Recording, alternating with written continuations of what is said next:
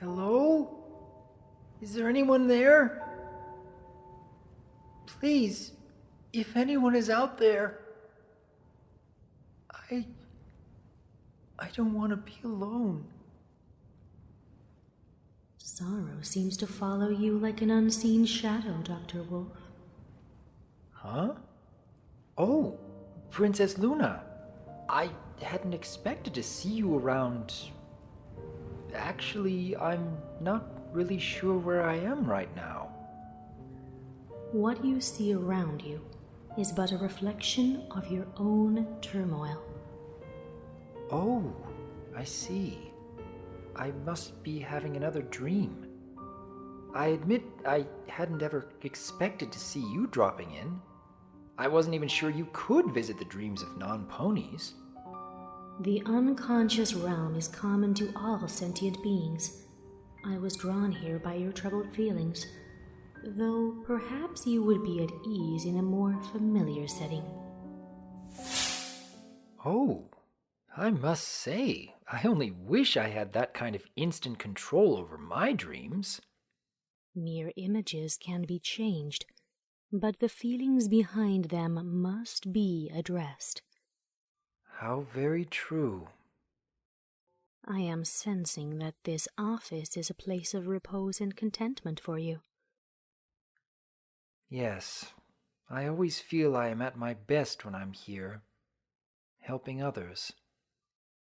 But clearly it is an imperfect escape from your deepest burden. I suppose you really can't hide away your innermost turmoil when you're dreaming, and I guess I haven't really been able to convince myself that I've moved on just yet. I imagine you and I share quite a few similarities in that regard, don't we? And I suppose one cannot escape a tarnished reputation when one is a princess such as myself. I'm sorry, Princess. I didn't mean to be intrusive. I just thought perhaps there was some common ground we could share. It would certainly help to lighten my mood to know I'm not alone with my burdens. I see your point. It is well to uplift my subjects with personal attention and humble amenability. Take your seat, Doctor. Let us rap, as ponies say these days. Well, it's like this, Princess. I know I've been doing good in the lives of others, and I can't imagine a reason why I'd ever stop doing so, but this really isn't what I thought I'd be doing for the rest of my life. I always thought that with enough persistence and patience, most anything is possible. I put so much effort and passion into building a certain future for myself, but it just never materialized. And even after discovering a vastly different and yet far greater purpose in serving others, that initial passion keeps stirring in the back of my mind. Despite everything good that has happened, there is this constant ache in my heart. I see. And this ongoing, deeply rooted disappointment you feel is reflected to you in the emptiness of your dreamscape, with no one answering your call or truest desire. Yes. We have also known the pain of desiring something out of reach, the feeling that our existence and our labors of passion go unacknowledged, unappreciated, unreciprocated.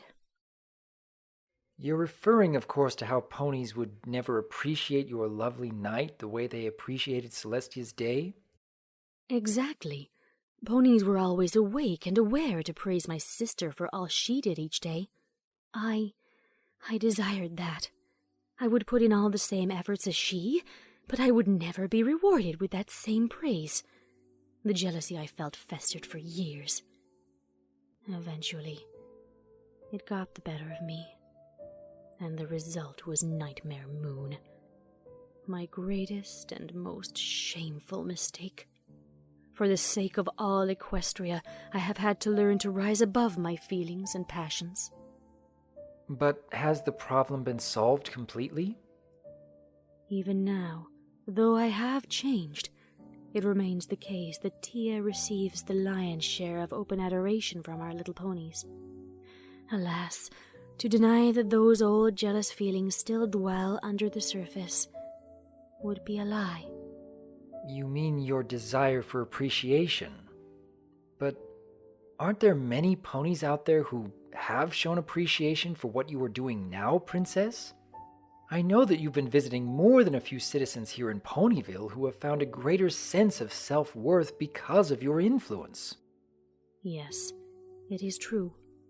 Since my redemption from Nightmare Moon, I have been assisting ponies with their internal problems using my dream magic to occupy myself during the otherwise uneventful nights. It was something I had never taken that seriously in the past, so obsessed I was with emulating my sister.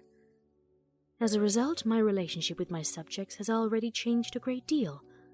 I was surprised by all of the moral support being offered to me during my struggle with the Tantibus. It demonstrated a loyalty and sense of friendship I would never have expected from the ponies of Equestria 1,000 years ago. Though you still wish you had the adoration and respect your sister receives?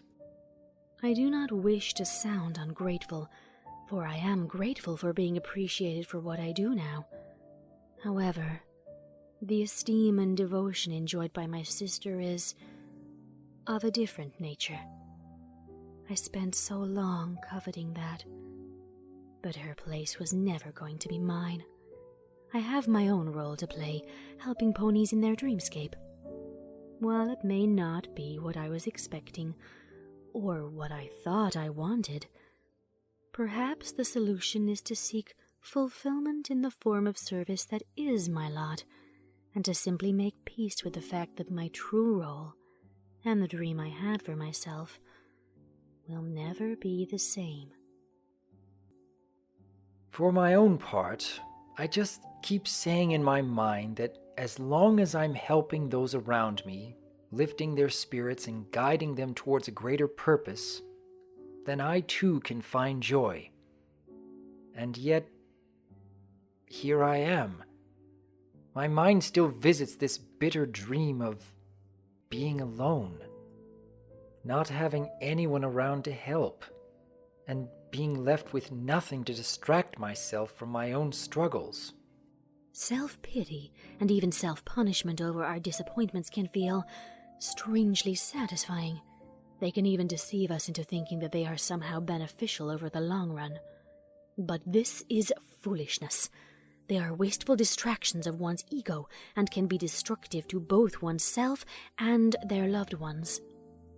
I also learned this lesson the hard way, once again endangering all of Equestria with the Tantibus entity I had created to plague my own dreams.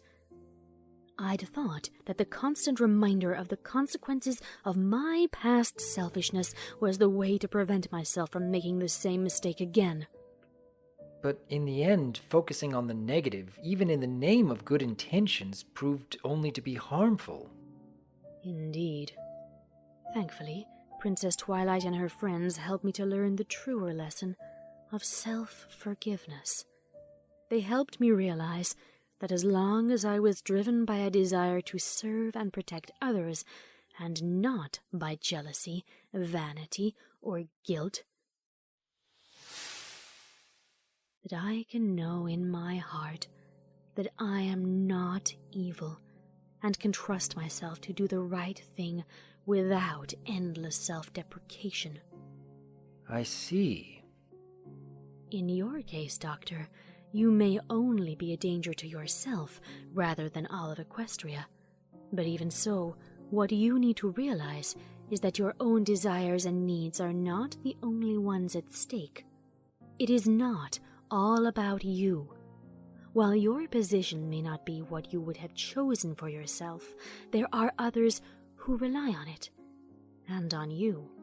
To understand and accept this with humility and gratitude is a mark of maturity. Yeah, I know that kind of thinking will lead to a better path in life. I've been telling that to myself for many, many years. And truthfully, I believe it does get easier to accept over time. but I have to keep it up every day. That's the hard part. We each have our unique burdens to bear, but bearing them well is what creates the value and meaning of our accomplishments. I guess neither of us will ever reach the dream we initially sought out in life. But at least in your case, Princess Luna, you are serving pony kind and having those efforts recognized and appreciated. As are you. And as you suggested at the start, sharing our burdens and bearing them together can make it easier. Exactly. Thank you very much for sharing your insights with me, Princess. Perhaps before long, these disconcerting dreams will finally fade away. If you like, Doctor, I can drop in from time to time as a reminder until they do. I would like that. Thank you as well for inviting this discourse. By sharing my feelings frankly like this, perhaps I can learn to love my role as much as I ever would have loved the other. Farewell, Dr. Wolf.